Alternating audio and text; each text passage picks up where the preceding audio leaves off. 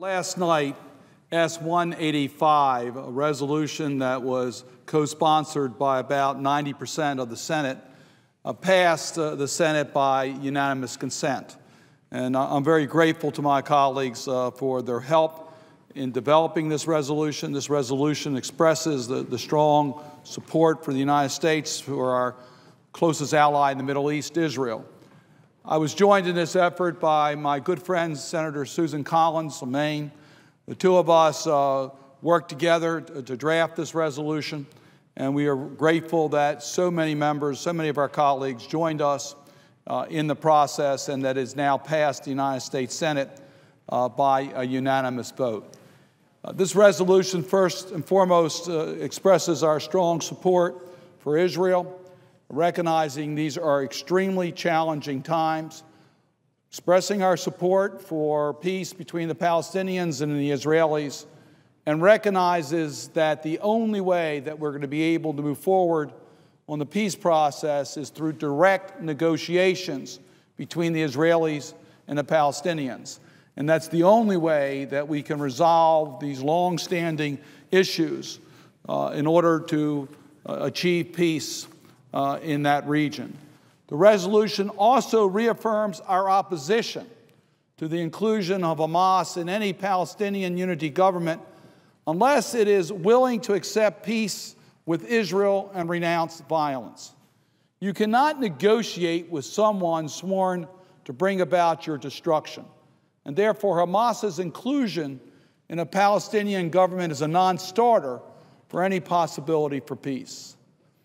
Any unilateral attempt by the United Nations to establish a Palestinian state is detrimental to any final peace agreement. A permanent and peaceful settlement of the Israeli-Palestinian conflict can only be achieved through direct Israeli-Palestinian negotiations. Any Palestinian effort to gain recognition of a state outside of direct negotiations demonstrate their lack of good faith commitment to a peace negotiation.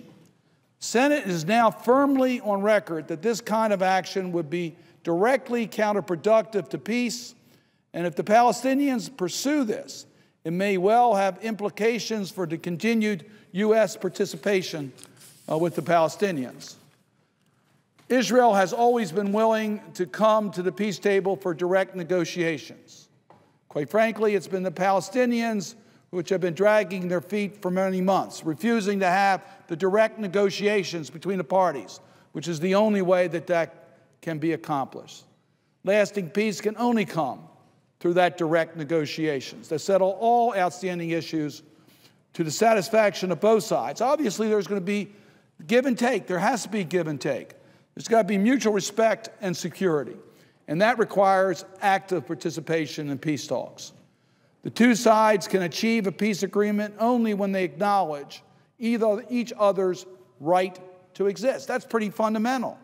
This is particularly critical now for the Palestinians and their unity government that includes Hamas. Unless Hamas fully renounces violence and acknowledges Israel's right to exist, it cannot be a partner in peace, and their inclusion in a Palestinian unity government is a major obstacle.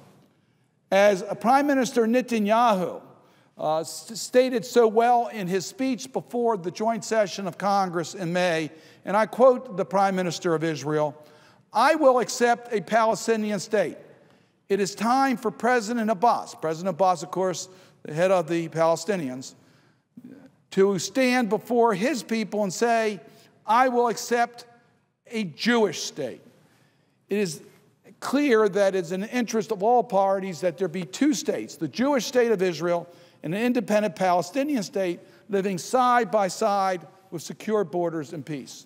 So let me just again acknowledge what I think Prime Minister Netanyahu said.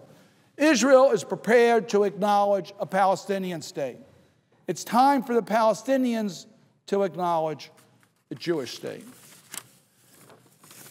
Difficult negotiations need to take place. There are critical issues such as security, power, and water concerns, as well as larger issues of historical, religious, and territorial matters still must be decided. That must take place through direct negotiations between the Israelis and the Palestinians. This is precisely why it's so important to discuss, negotiate, and ultimately resolve these issues rather than taking unilateral action that would leave them unsettled and unsustainable.